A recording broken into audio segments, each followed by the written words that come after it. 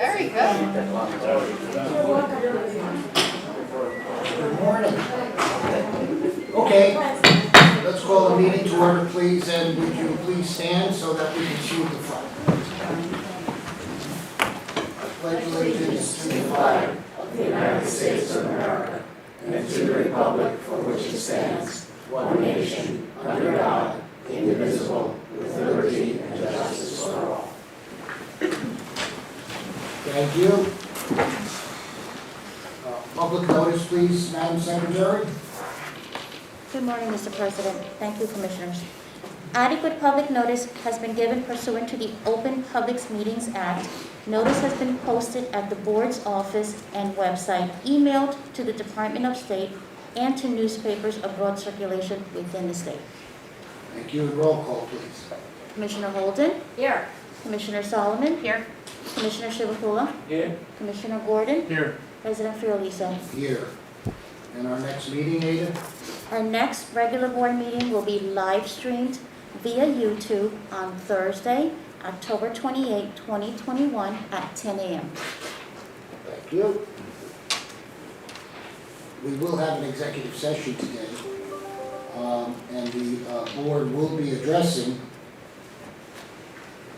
a clean energy item C in the matter of the implementation of PL 2021-C200 regarding establishment of the school and small business energy efficiency stimulus program.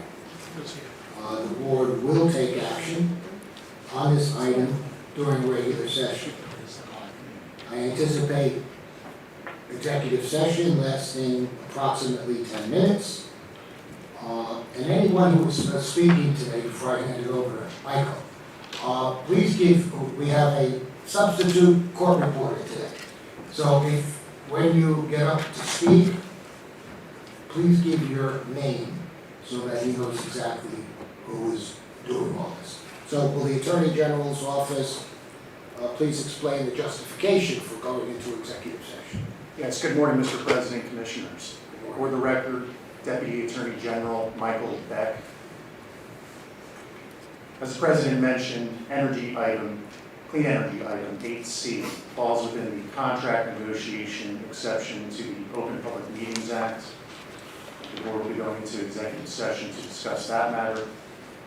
The contract negotiation exception is found in New Jersey Statute 10:4-12B7.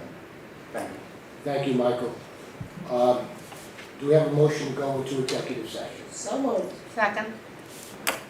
All those in favor? Aye. Okay, I will ask anyone who is not a part of the BPU to please leave the room. And include you, sir. I'm sorry that you've probably been thrown out of better places, right? So,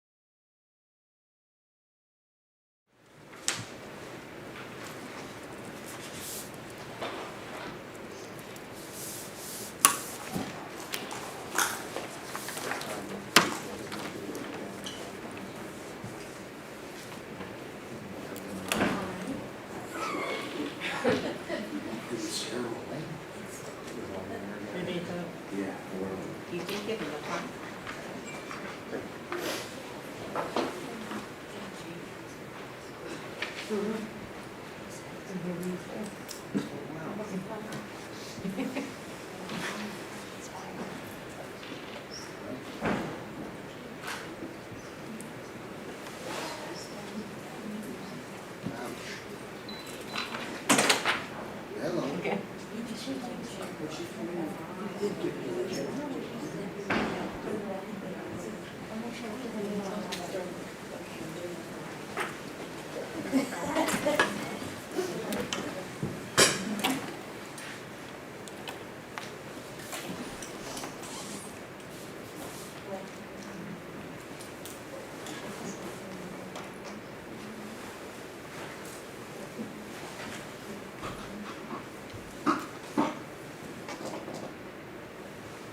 All right, let the record show that we are back in regular session, and there are a few comments that I'd like to make before we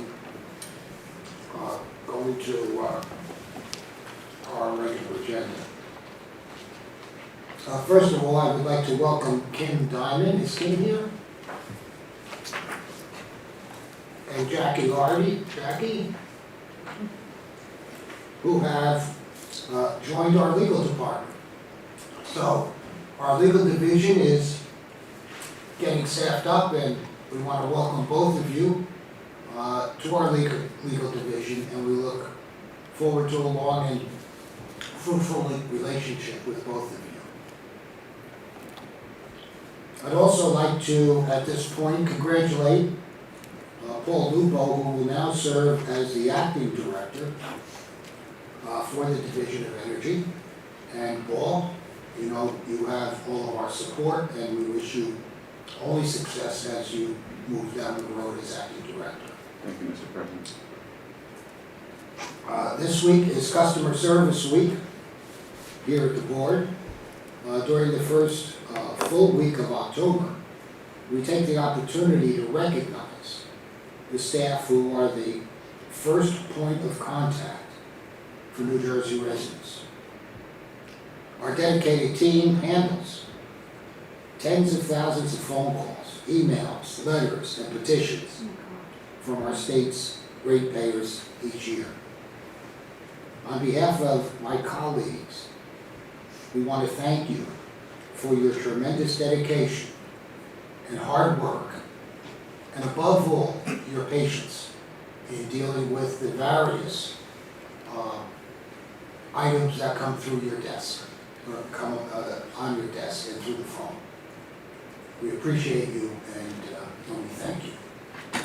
I would like to also welcome everyone here and everyone who is seeing us via stream. Since November of last year, the board has partnered with PJM in a first of its kind state agreement approach solicitation for offshore wind transmission. The solicitation window closed in mid-September. We are thrilled with the robust response received from the marketplace, which will provide us with a wide array of options to choose from. The more options, the better for the ratepayer. We received close to 80 individual proposals responding to all parts of our solicitation. The close of the window begins a several-month evaluation process where board staff will work closely with PJM to analyze the proposals. The board will then be asked to consider and conduct further analysis and make our own decision whether any of the submitted projects are in the best interest of the New Jersey ratepayer. Also, community solar is an important pillar of New Jersey's clean energy policy that ensures that the benefits of solar energy are accessible to all New Jersey residents, regardless of income or home ownership. Equity is the bottom line here. Economic and environmental justice on the bottom line here. In the second year solicitation, the board received 412 applications representing over 800 megawatts of proposed community solar projects. The number, size, and complexity of these applications has necessitated taking additional time to ensure that each application is reviewed carefully. At this time, we anticipate that the board will be ready to make a decision regarding the award of the program year 2 applications either this month, October, or in November.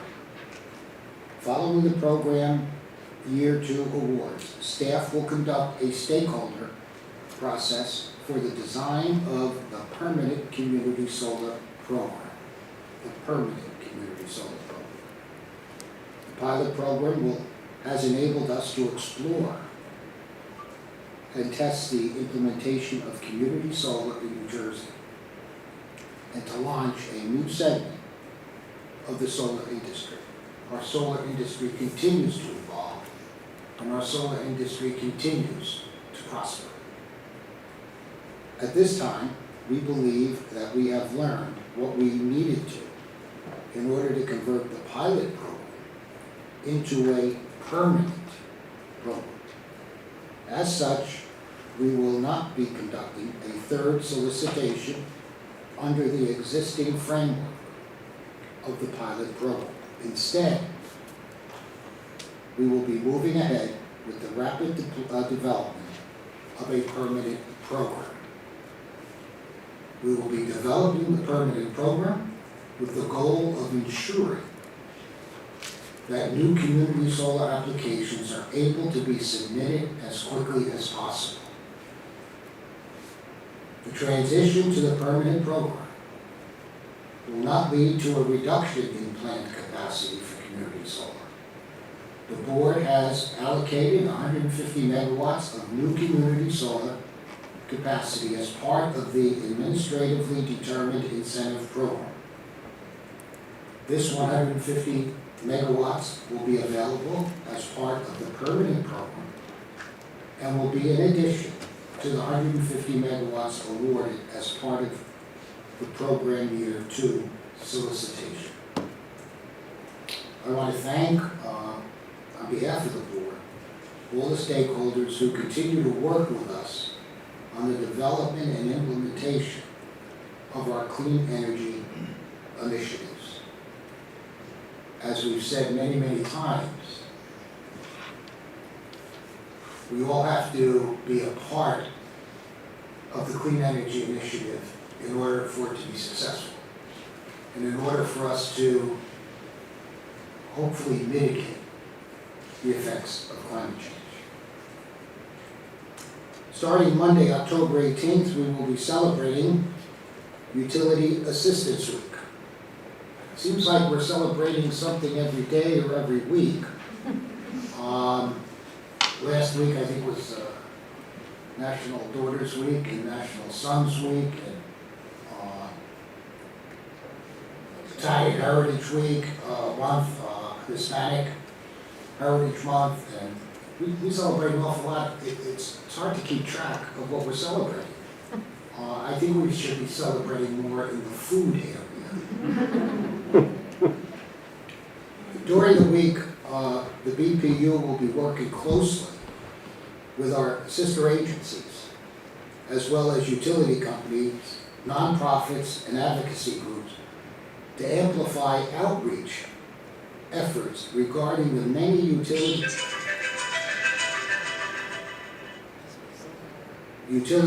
assistant programs New Jersey has to offer. And this is extremely important, particularly during this pandemic time. The BPU will also be hosting a series of virtual and in-person events, as well as communication campaign to get the word out to communities and customers who can take advantage of these programs to help reduce utility balances before the moratorium on shut-offs is lifted on December 31st. It's vital. Anyone who is in a situation where there are arrearages on their utility bills, seek out these programs. See what's available. See what you might qualify for. Reach out to your utility. Set up a payment plan. They are more than willing to work with you. We're in October. December 31st is not that far away anymore. So it really is incumbent upon you to please reach out, find out what you qualify for, if anything, or what kind of an arrangement you can make with your utility company. It's vital. Two of the many programs we will be encouraging during Utility Assistance Week are the Universal Service Fund and Fresh Start programs. These recently expanded programs help families in New Jersey pay their utility bills, and the window to apply is now open. Now open. I feel like the President of the United States is encouraging people to get a vaccine. Please go out and do it. Happy upcoming birthday. I think it's your birthday at the end of the week, Commissioner, is that right? Tomorrow, yeah, Friday. Friday. Well, happy birthday. Thank you. I'll be celebrating my 21st birthday. So you're telling me For you're which old enough time? to drink legally now? Yeah, well, even in Denver airport. Only problem I don't drink. Okay. Well, I think that's all I have to say. Any of my colleagues have, Commissioner? I just want to congratulate Ariane Benray for her promotion as Solar manager. solar manager. She's not here today. So, Yes, is Ariane here, by the way? No, she's not here today. Okay. But yeah, Ariane does an outstanding job. And, I get a lot of work because the sun has 50 billion years left. that's all? Yeah, that's the idea. So we're running out of time. Yes, you have to work hard in 50 billion years. But that is great. Thank you for bringing that up, Bob. She does an outstanding job, Ariane, and those of you who work, particularly the state creditors who work with her, not only is she technically adept, but she is a pleasant individual to work with, and has probably forgotten more about solar than some of us will ever know. So again, if you're listening, Ariane, congratulations. Anyone else? Yes. Yes. Thank you, Mr. President. You talked about Climate Week and so many other weeks. I want to, the Department of Energy, the U.S. Department of Energy is celebrating October 4th to October 8th and the Hydrogen and Fuel Cell Week. And interesting how they selected it, not because it's my birthday, but 10008 is October 8th. So it is the atomic weight of the first element in the periodic table, which is hydrogen. And so that's how they selected the 10008. And so that is very important.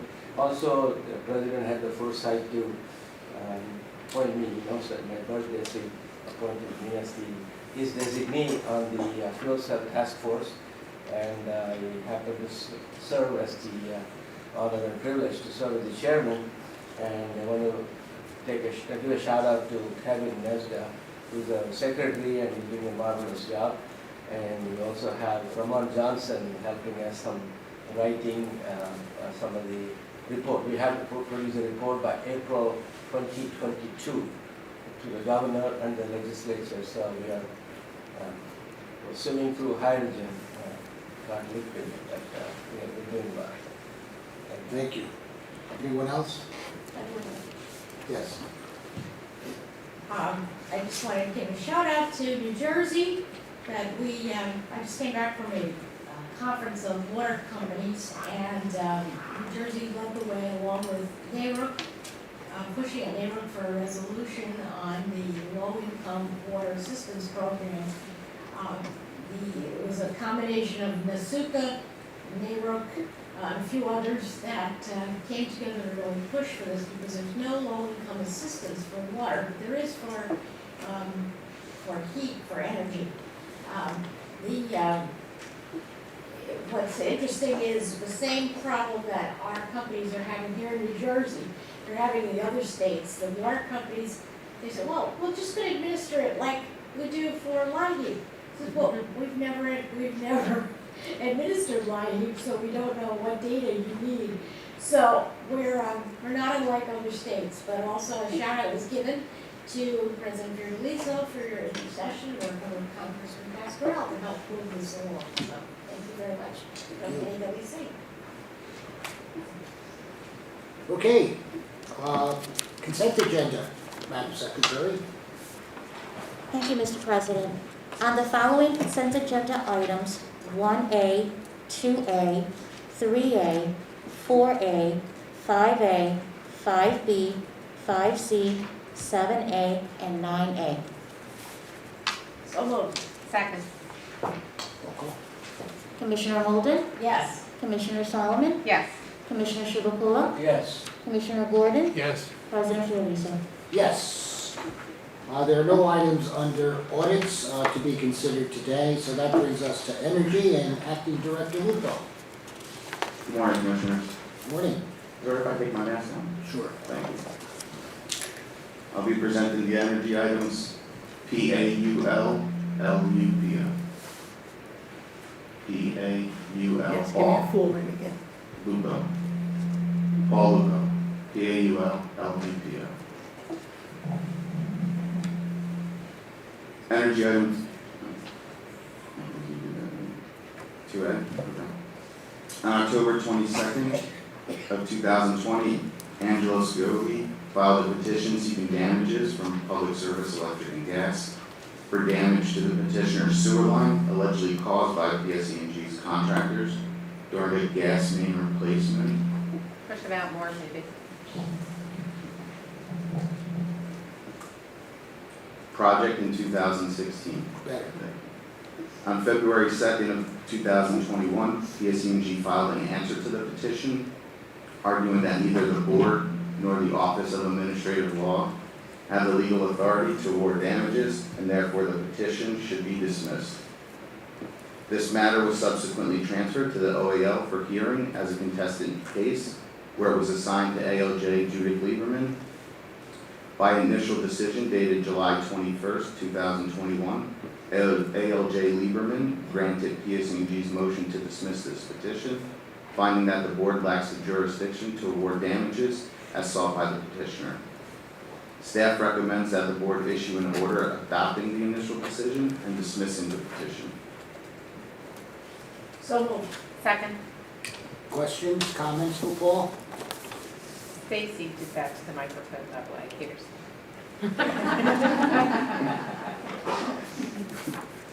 No? Roll call. On the motion to approve staff's recommendation, Commissioner Holden, Yes. Commissioner Solomon, Yes. Commissioner Chivukula, Yes. Commissioner Gordon, Yes. President Fiordaliso. Yes. 2B, Paul, Atlantic City Electric. Yes, sir. On February 1st, 2021, Atlantic City Electric filed a petition seeking approval of modifications to its non-utility generation charge in two components of its societal benefits charge, the clean energy component and the uncollectible accounts component. Based upon the petition, the net impact of adjusting the NGC and the SBC rates was an overall revenue increase of approximately $31.7 million, which was subsequently updated to $33.3 million. Following initial discussions, the parties executed a stipulation for provisional rates, requesting that the board approve changes in the NGC and the CEP component of the SBC consistent with the March 2021 update on a provisional basis, subject to refund with interest. With respect to the UNC component, the stipulated revenue requirement associated with the UNC would recover $13.7 million. The remaining $15.7 million would be deferred for recovery in a future SBC filing. subject to further discussions in the ongoing COVID-19 proceeding. As a result of the provisional rate stipulation, which was approved by the board in an order dated June 9, 2021, the cumulative impact was anticipated to result in a monthly increase of approximately $1.36. The parties have now executed a stipulation to finalize the rates from the June 9th order, which, if approved by the board, would result in no additional impact beyond what was previously approved. Staff recommends that the board issue an order approving the stipulation and directing ACE to file revised tariffs by November 1st. So moved. Second? Questions, comments for Paul? Paul, the UNC is basically uncollected amount. Correct. I was just curious how you got the UNC acronym. There's no N there. I was just curious. I think they just use Fun. UNC for how it's the beginning of the spelling. That's not good. Thank you. Any other questions, comments? Roll call. On the motion to approve staff's recommendation, Commissioner Holden, Yes. Commissioner Solomon, Yes. Commissioner Chivukula, Yes. Commissioner Gordon, Yes. President Fiordaliso. Yes. 2C, another ACE matter. On May 3rd, 2021, Atlantic City Electric filed a petition seeking review and approval of the capital investments related to its Power Ahead program that were placed in service from January 1st, 2021 through June 30th of 2021, and to recover the associated revenue requirement of approximately $926,707, which was subsequently updated to $949,617.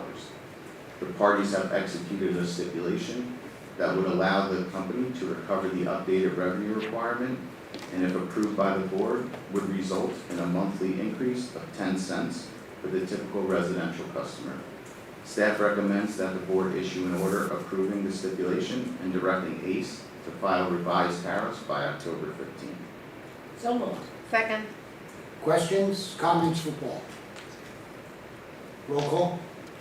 On the motion to approve staff's recommendation, Commissioner Holden, Yes. Commissioner Solomon, Yes. Commissioner Chivukula, Yes. Commissioner Gordon, Yes. President Fiordaliso. Yes. And the final item, the JCP&L rate petition. Yes, sir.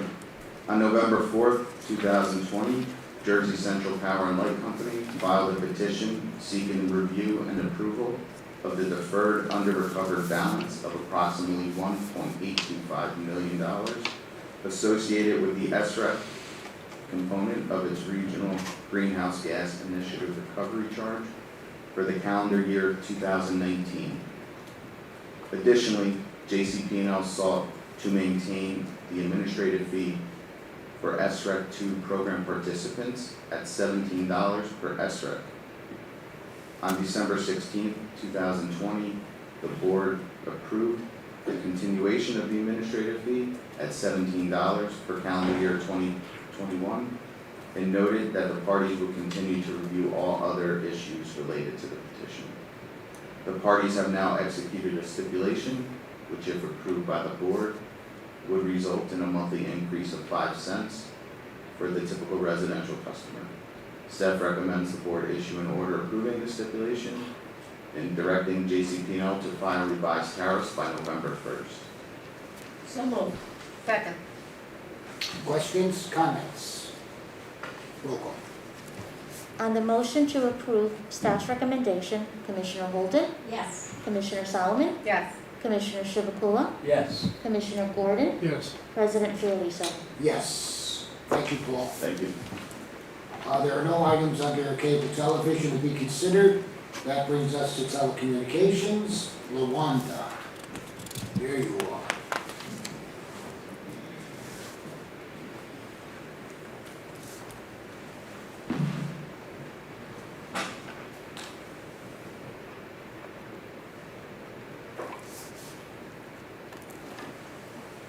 Good morning. Good morning, Lawanda. Just give your name to the reporter, please. Sure, that's Lawanda, Lawanda, Anda, Gilbert, Gilbert. Thank you. Good morning once again, Commissioners. Good morning, Yolanda. The matter today, staff is seeking board approval for the initiation of the process for the readoption of the board's regulations governing telecommunications providers in Chapter 10 of the New Jersey Administrative Code, which rules are due to expire on January 21st, 2022.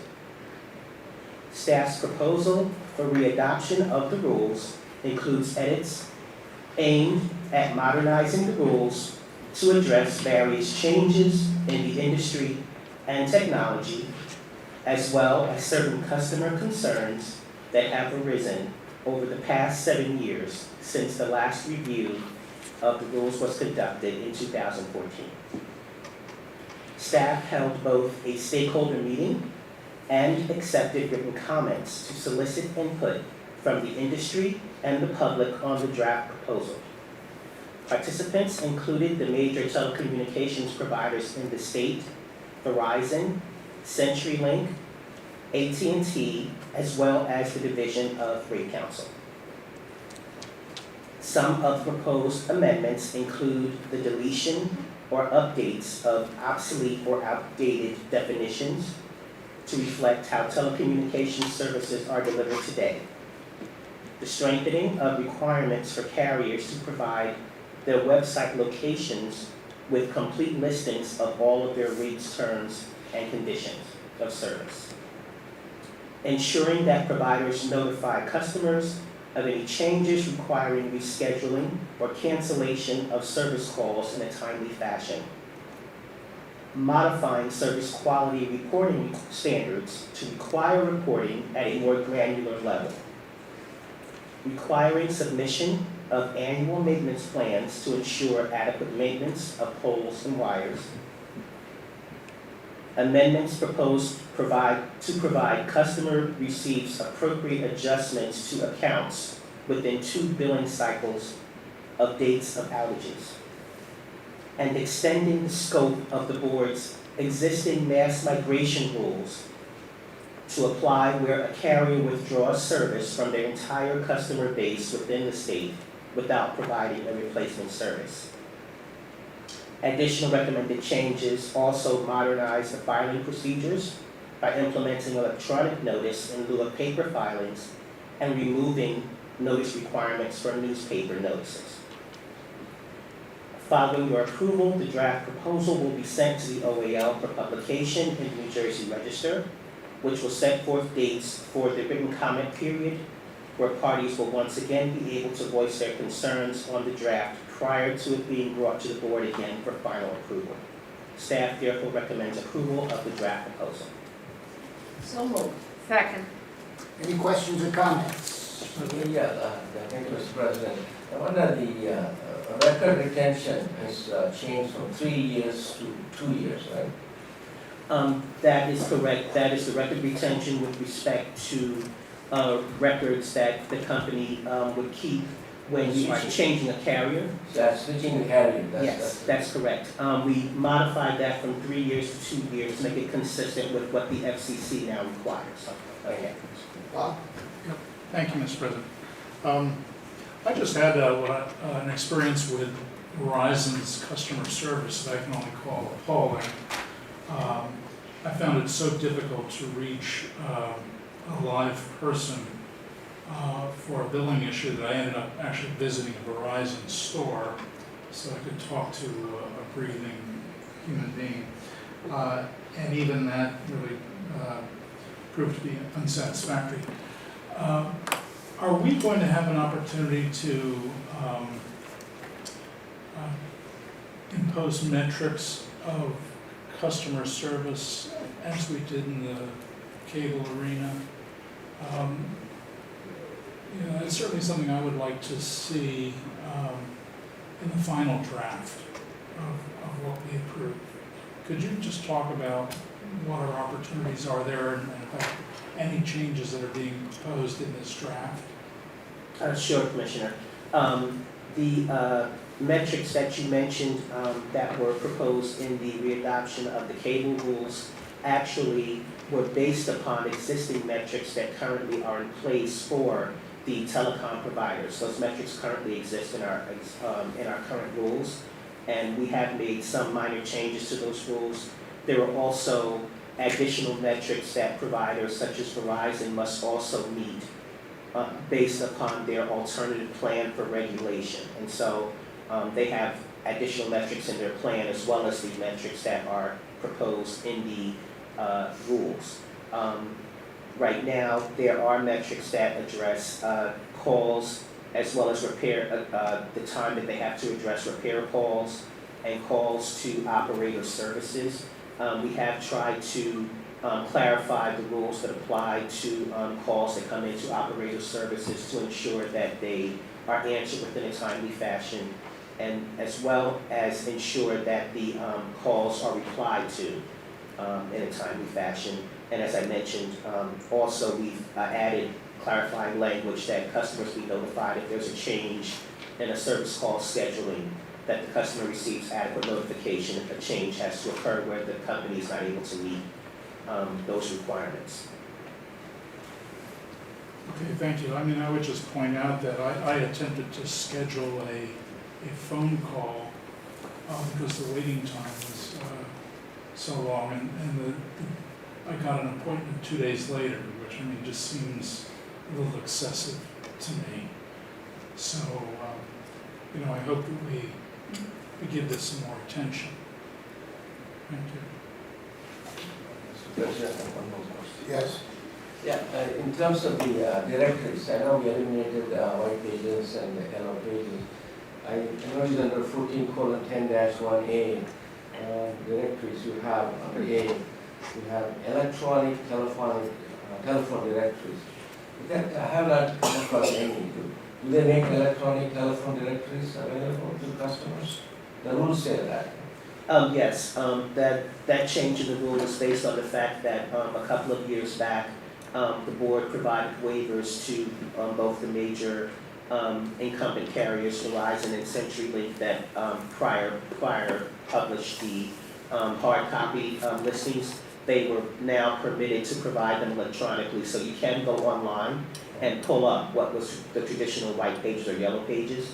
But if a customer did want a printed copy, they can request that as well. Okay. But they're not required any longer to blanket the entire area with hard copies of the directories. Thank you. Those That's changes one went to. clarification. Thank you. Relative to what Commissioner Gordon was talking about, some years ago, I guess it dates back to when we were in Newark, we would have monthly meetings with carriers like Verizon to review the metrics, to review their performance as far as customer assistance and satisfaction was concerned. And as everyone knows, our jurisdiction is somewhat limited, and it's limited to customer service. Because as everyone knows, the FCC took everything else away from state commissions.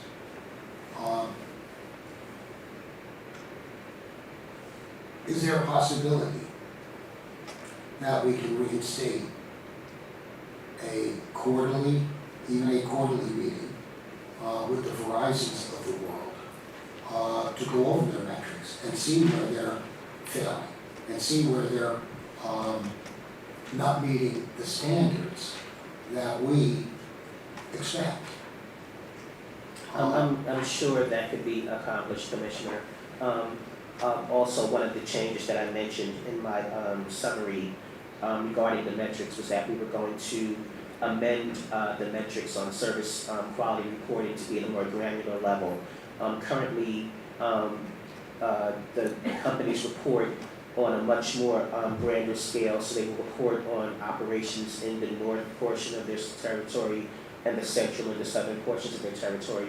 We are recommending that that be changed to report on what is termed their central office level, which is a much smaller area of their service area, and then we would hopefully be able to pinpoint additional problems and actually see where problem areas are based on that more granular reporting as opposed to what they report to us today.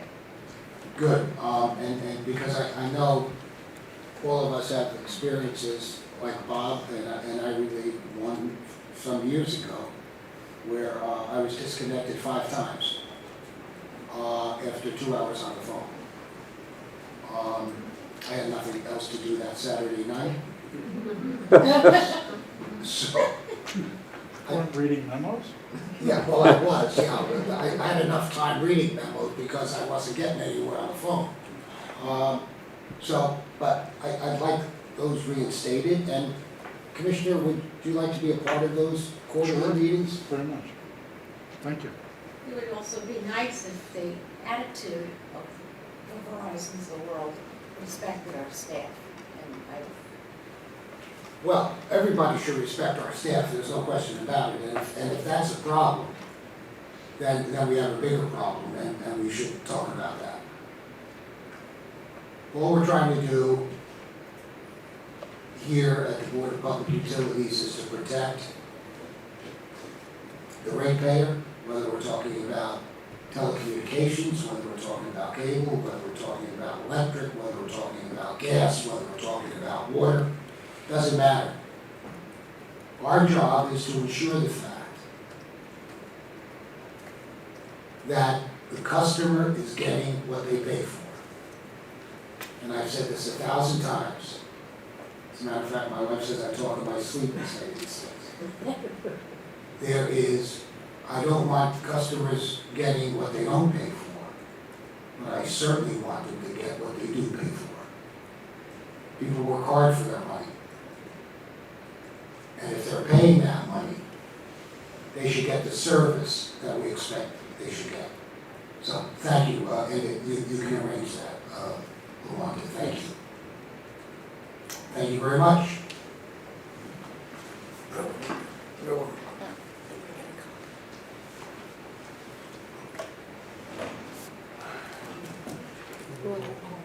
Oh, we need roll calls. Yeah. Bob got me to pontificate here. But you're so good. Roll call, Got please. it ripped up. On the motion to approve staff's recommendation, Commissioner Holden, yes, Commissioner Solomon, Yes. Commissioner Shivapula, Yes. Commissioner Gordon, Yes. President Fiordaliso. Yes. Thank you.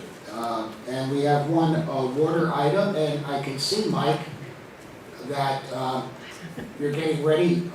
Are you going to be like a sidewalk Santa? Good morning, Michael Kammer, Kammer. I'm the director of the Water Division. And I know that Commissioner Holden and Commissioner Shivapula are very pleased to have this matter on the agenda because they were both advocating for water WISIC for many years. So this is the first of many, we hope, wastewater system improvement charges, or WISIC. This one was filed by the New Jersey American Water Company on June 15, 2021. They filed a petition seeking approval to implement their very first wastewater system improvement charge for the period 2021 through 2023. New Jersey American's petition was transmitted to the Office of Administrative Law for hearings, and it was assigned to Administrative Law Judge Tricia Calaguire. ALJ Calaguire conducted a virtual public hearing on September 21st, 2021. No members of the public appeared. Subsequent to the virtual public hearing, New Jersey American, board staff, and the New Jersey Division of Rate Counsel engaged in settlement discussions and executed a stipulation of settlement. Under the terms of the stipulation, a residential customer with a 5/8" meter will incur a WISIC surcharge of $3.05 per month. On September 22nd, 2021, ALJ Calaguire issued her initial decision recommending that the board adopt the stipulation, and staff recommends that the board adopt the initial decision. So moved. Second. Any questions or comments for Michael? Roll call, please. On the motion to approve staff's recommendation, Commissioner Holden, Yes. Commissioner Solomon, Yes. Commissioner Chivapula, Yes. Commissioner Gordon, Yes. President Fiordaliso. Yes. Thank you, Mike. You're welcome. There are no items under reliability and security. That brings us to customer assistance. Julie? Good morning, Julie. Good morning, Commissioners. How are you? Fine, how are you today? I'm well, thank you. Good. My name is Julie Ford. Julie Ford, F-O-R-D. I'm the Director of Division of Customer Assistance. Commissioners, before you this morning is item 7A. This matter concerns a petition by Mr. Jules Tompkinson, in which he disputes South Jersey Gas Company's refusal to initiate service to his new residents in June of 2020. The matter was transmitted to OAL. Excuse me, Julie, can you bring the mic just a little closer? Of course.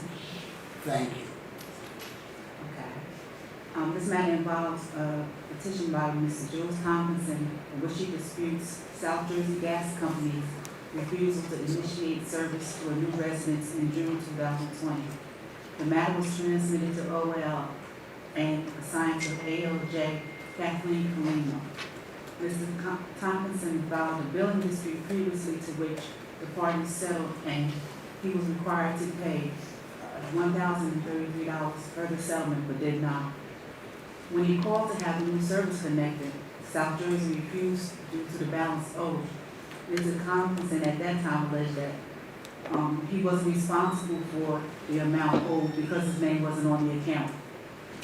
However, the company produced evidence during a hearing at OAL of a taped phone call where Mr. Tompkinson called regarding the arrangements on the previous account, but South Jersey refused to grant his request because his name wasn't on the account. Only Lisa, who was his wife, Lisa Leonard.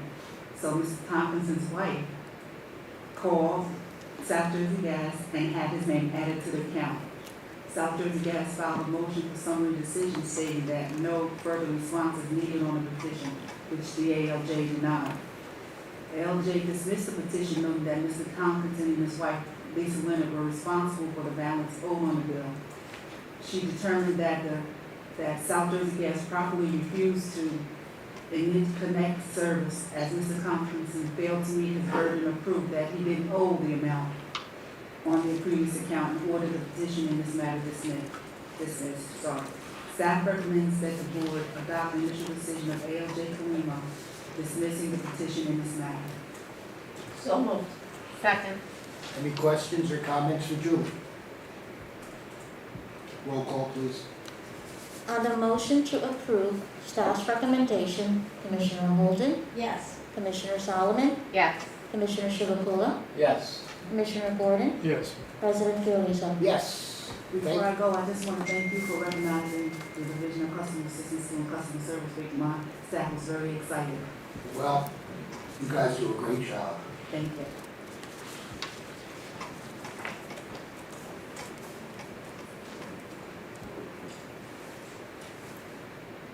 He wants you written. What's your?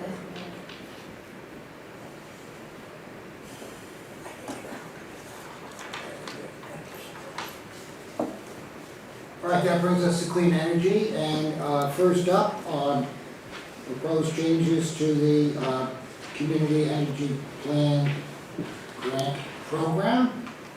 Crystal Pruitt, good morning. Morning, President. How are you today? I'm well. Do you mind if I take my mask off? Sure. It's easier for me to hear anyway. And the So, good morning, Commissioners. For the record, my name is Crystal Pruitt, Crystal, Pruit, T as in Tom, T as in Tom. So, on March 29th, 2019, the board approved the Community Energy Plan Grant, also known as CEP Grant Program, through a board order entered under docket number Q 018040393. This program was designed to provide communities and local governments with the opportunity to localize the Energy Master Plan's goal within their communities. From 2019 to 2021, Bergen County, Lawrence Township, and Jersey City received a grant under the CEP program. On June 24th of this year, 2021, the board paused the CEP grant program as part of the fiscal year 2022 budget document to reevaluate and redesign the program with the goal of prioritizing low and moderate income communities and overburdened communities. The evaluation of the CEP grant program was conducted by the Office of Clean Energy Equity. As a result, the Office of Clean Energy Equity has redesigned the CEP grant program to better prioritize low and moderate income and overburdened communities. The redesigned CEP program removes barriers to participation from these communities with limited resources by simplifying the application process for all municipalities. Additionally, in order to better target these low and moderate income and overburdened communities, staff identified municipalities based on the overburdened community census tract data, poverty level data, and the New Jersey Department of Community Affairs, also known as DCA, Municipal Revitalization Index, also known as MRI. 48 overburdened municipalities were identified. These overburdened municipalities would be eligible for enhanced benefits. These benefits include grants of $25,000 versus the $10,000 that are eligible for all others, technical assistance to submit the application, and technical assistance after the grant is awarded. Staff recommends the board approve the Community Energy Plan Grant Program. Thank you. So moved. Second. Questions? Excuse me, questions, comments? Comments? Yes. Yeah, first of all, thank you for reevaluating this program. I know that was something that we requested actually before you got here, and I have to give kudos to myself and to Commissioner Holden for making the recommendations that the program be directed in this way. So just a note to ourselves that even before we had an Office of Clean Energy Equity, that was on the minds of at least two of the commissioners, I'm sure all of the commissioners at the time that we asked for this program to be reevaluated and directed in a different manner. And I think that it will be able to meet its goals and objectives much better now that these changes have been made. And I know that we initially did not get a number of applications. I'm hoping that with this reinvigorated efforts and also to use some of the agencies that are already out there to move these grants along, that will have better participation and really meet the goals and objectives that this board wanted to attain when the program was first designed. So thank you. Thank you. Any other questions or comments? Cool. On the motion to approve staff's recommendation, Commissioner Holden, Yes. Commissioner Solomon, Yes. Commissioner Chivukula, Yes. Commissioner Gordon, Yes. President Fiordaliso. Yes. Well done, Crystal, thank you. Thank you, and thank you for both your foresight and guidance. Crystal? Yeah, come. There you go, sir. Mr. Rossi, you're up next. Must have something to do with money. Good morning, President, Commissioners. Morning, Matt. My name is Matthew Rossi, M-A-T-T-H-A-W-R-O-S-S-I. This matter addresses the first revision to the New Jersey Clean Energy Program's fiscal year 2022 budget.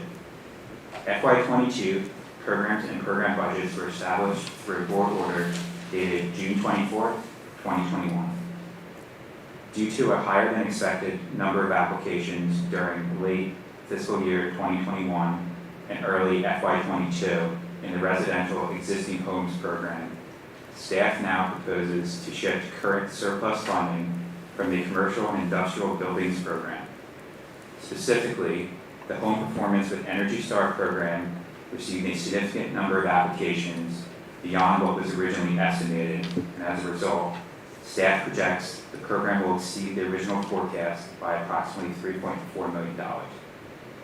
In addition, the HVAC program received a large volume of applications that are projected to exceed the original forecast by approximately $2 million.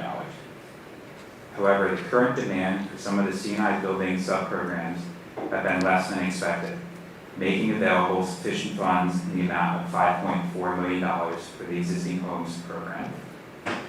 Staff, with assistance from the C&I Buildings Program Manager, will monitor program activity and update forecasts to determine, as part of the annual true-up budget process, additional funds may be required to replace some or all of the funds proposed for transfer to the existing homes program at this time. Therefore, the proposed budget includes a reallocation of $5.4 million from the C&I Buildings Program to the existing homes program in order to ensure adequate funding is available in FY22. Staff distributed the proposed FY22 first budget revision to the listserv, posted them on the NJCEP website, and solicited written comments from stakeholders and the public. Staff have reviewed and considered the comments received and recommends the board approve the processes utilized in developing this proposed revision and adopts and approves the first budget reallocation. So moved. Second. Any questions or comments from that? Yes. Matt, are you going to put this money back once you have more money for the next year? Sure, so C&I programs are also important. yes, definitely. So that's why we're going to keep a close eye with the help of the program administrator to update our forecast as we get closer to true-up. And if that money is needed to put back into C&I, that's what we're going to do. Thank you. Any other questions? Yeah, just, with respect to the federal monies that we're getting for, similar types of measures, I guess, in some of those programs, which, evidently with the program change, prompted a lot of activity. So I guess maybe we'll be getting a lot of activity on, for those federal dollars. I guess wait and see. Will that help to offset, or they're, totally separate? Should we expect to see some, in terms of administration of how those funds and measures are divvied up between the programs? How's that going to work?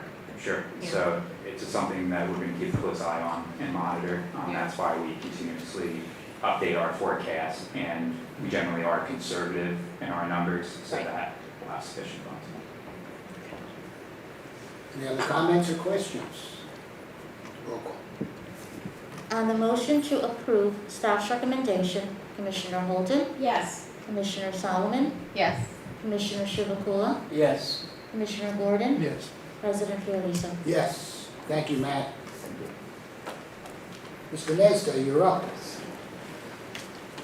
And the first item you're going to discuss is the item we discussed in executive session, and at that time we indicated we would be taking action on it. So, as you would, sir. Thank you. Good morning, Commissioners. My name is Kevin Nedza, N-E-D-Z as in zebra A. The item we have before you right now is item 8C. As you mentioned, Mr. President, this was discussed during executive session. Item 8C is in regards to the MOU with the Department of Community Affairs in order to implement the School and Small Business Energy Efficiency Stimulus Program, which is PL 2021, Chapter 200.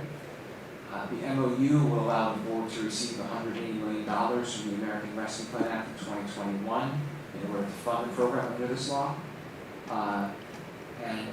This item was discussed in executive session, and staff recommends that the board approve the MOU with BCA in order to implement the law, and further request that the board authorize President Fiordaliso to execute the MOU on behalf of the board. So moved. Second. Questions, comments? Thank you, roll call. On the motion to approve staff's recommendation, Commissioner Holden, Yes. Commissioner Solomon, Yes. Commissioner Chivukula, Yes. Commissioner Gordon, Yes. President Fiordaliso. Yes. And item D? Thank you, sir. Item D also pertains to the same law, PL 2021, Chapter 200. which was signed into law by Governor Murphy on August 24th, 2021. The law establishes two programs within the Board of Public Utilities. The first of which is the School and Small Business Non-Compliant Plumbing Fixture and Appliance Program, or SSB and PFA program. And the second of which is the School and Small Business Ventilation and Energy Efficiency Verification and Repair, or SSB VEEVR program, to provide grants to schools and small businesses. The SSB VEEVR program will ensure that schools and small businesses will have functional HVAC systems that are tested, adjusted, and if necessary, cost-effective, repaired, upgraded, or replaced to increase efficiency and performance. For example, a Board of Education or small business receiving a grant to install an filtration with a minimum efficiency reporting value or 13 or better in the HVAC system, and will have qualified testing personnel review system capacity and airflow to determine the highest number of filtration that can be installed without adversely impacting equipment. The program further contains additional health and safety standards, such as that occupied areas must meet the minimum ventilation rate requirements set forth in the ASHRAE standard 62.1-2009, ventilation for acceptable indoor air standard. And additionally, schools that participate in this program will be required to install a carbon monoxide detector in every classroom to better assess air quality. The SSB and PFA program will provide grants to boards of education and small businesses to replace non-compliant plumbing fixtures and appliances that fail to meet water efficiency standards and waste and potable water and the energy used to convey that water with water-conserving plumbing fixtures and appliances. The programs will be funded with $180 million federal money made available through the American Rescue Plan Act of 2021. Per federal guidelines, any funding received for this program must be obligated by December 31st, 2024 and expended by December 31st, 2026. Stakeholder notice for this program was released on August 30th, announcing a public stakeholder meeting to be held on September 13th. The draft program guides for both programs were released for public comment on September 9th. The comment deadline is September 23rd. Staff reviewed all comments received and accordingly recommends several changes to the drafts that were released. First, staff recommends that the program guides highlight the availability of state and utility-run energy efficiency programs, including utility financing options such as envelope repayment. Second, the programs are designed so that 75% of the project costs are covered by the program, while the school or small business will have a 25% cost share for the remaining balance. The draft program guide specified that any state or utility incentives applied would be applied to the total project cost first, and that of the remaining balance, 75% will be paid for by the program and the remaining 25% by the applicants. Staff's revised recommendations are that any non-program incentives be applied to be 25% of shared costs borne by the applicant, and that the total award or granted from the incentive programs will not exceed the total cost of the project. Third, staff will continue to work with the program administrator on educational and training materials for schools and small businesses, as well as provide information online about the amounts awarded under the programs. Fourth, to ensure greater access to these programs, staff recommends two approaches. The first of which is a waivable cost cap of $5 million per school district and $500,000 per small business. And staff secondly recommends that the SSB VEEVR program be phased in so that maintenance applications would begin to be approved on December 1st of 2021, and approvals for HVAC replacements begin on January 1st, 2022, or later, depending on funding availability. Lastly, the law states that quote, the board shall adjust energy efficiency savings targets as necessary to ensure that energy savings created through the expenditures made pursuant to this law are not double counted in any public utility energy efficiency program, unquote. Staff is requesting more time to investigate all aspects of this issue and return to the board with recommendations. In summary, staff recommends that the board approve the SSB, VEEVR, and SSB and PFA programs as recommended by staff, and authorize staff to take all necessary steps to implement the programs, including beginning to accept and process applications for both programs, as well as close the programs if or when funding is fully committed. Staff further recommends that the board direct staff to return with recommendations on the energy efficiency savings targets prior to February 2022. Thank you. Move all recommendations. Second. Questions, comments for Kevin? Yeah, Mr. Yes. President. Kevin, this utility incentive, is that in the form of the loan or is that a grant? How does that work? I believe it's typically a grant, Commissioner. This is, I was reading the memo, it talks about the loan and some combination, I guess, I don't know, I'm just confused, yeah. It depends on the program, sir, but I think they're typically grants. Grants, right? Yes. Yeah. So if you get an example, 1,100 the cost and then $100 incentive from the utility to be $1,000 and because you subtract $100 and then you take 75% of that and that's how you come up with the number. That was the original recommendation, Commissioner, but staff is now saying that any grant or loan go towards the 25% to be covered by the applicant first. And if for some reason that amount exceeds 25% of total project cost, then it will be refunded off of what the program is going to pay. For example, I think it's called the direct install, I think 70% of costs. So we wouldn't want the applicant to get money for applying, right? So after 25%, their cost share can go to zero, and then, we'll come out at 75% we're gonna pay to make sure we're not exceeding the total cost of the project. So, thank you. Any other questions or comments for Kevin? Roll call. On the motion to approve staff's recommendation, Commissioner Holden, Yes. Commissioner Solomon, Yes. Commissioner Chivukula, Yes. Commissioner Gordon, Yes. President Fiordaliso. Yes, thank you, Kevin. Thank you, Commissioners.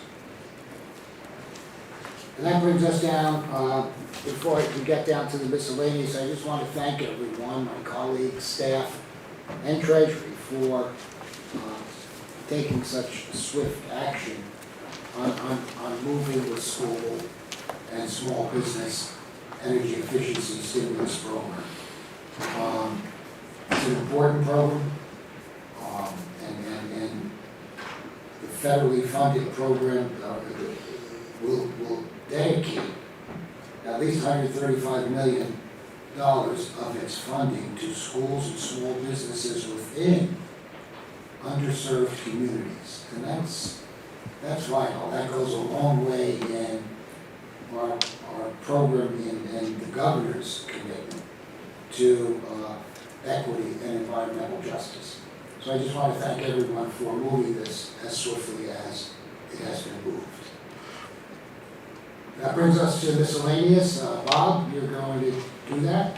And it's about Bill of Rights, so we're at the Continental Congress, so let's do it. We're slightly more esteemed than the House of Burgesses here, I guess. Good morning, President Fiordaliso and Commissioners. I'm Bob Brabston. Last name is Brabston. And I'm presenting item 9A, which is an update to the board's action on the Utility Customer Bill of Rights action that was taken at the September 14th agenda. Subsequent to that agenda, there were a number of inquiries from companies about how they were going to comply with some of the things that were set forth in that order. Staff's expectation at that time was that the companies would immediately attempt to reasonably comply with the order. But based on the questions, we felt it was prudent to issue some clarification. In addition, through an oversight, Verizon New Jersey was omitted from the service list. And they filed a motion for a waiver of certain aspects of that order, which are addressed in today's action. Verizon asked for, among other things, an extension of time to comply with the order And based on a careful review of their request, Verizon will receive some relief on the timeframes to comply. And I'll go through in a brief summary here some of the other clarifications that staff is recommending. So with regard to the provision of the Bill of Rights on a monthly basis, for customers who receive a printed version of their bills, companies will also be required to provide a printed version of the revised utility customer Bill of Rights on a monthly basis. Customers who receive electronic bills will receive an electronic version. The monthly provision of this will continue for 18 months after the end of the public health emergency, which was originally declared in EO 103. Second, as provided in the May 2021 legislation, which prompted some of these notification revisions, an English and a translated version of the revised Bill of Rights is required where the primary language of the population is non-English for 10% or more of the population. So in those cases, the monthly printed version will need to also contain a translated version in the necessary format, and in the electronic versions, a link to a translated version of the electronic version of the Bill of Rights. In all cases, the revised Bill of Rights must be prominently displayed on the on the utility company's website, and these notice requirements apply to all of the gas, electric, water, and telephone public utilities within the jurisdiction of the board. We are requiring all of the companies to report their compliance with the notice requirements set forth in the September order by November 1st.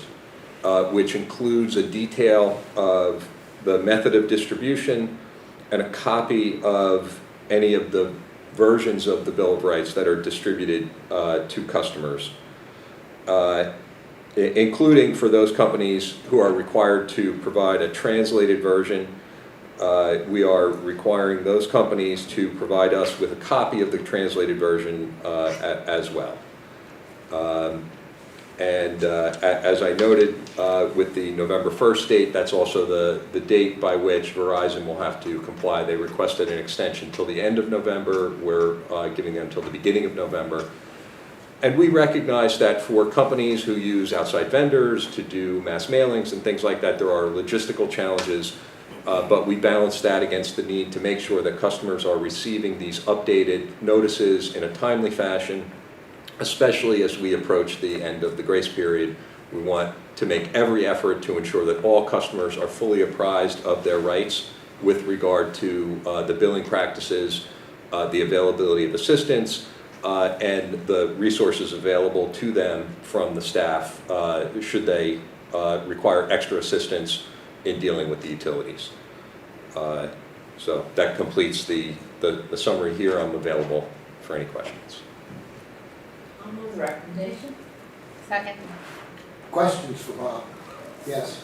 Thank you, Mr. President.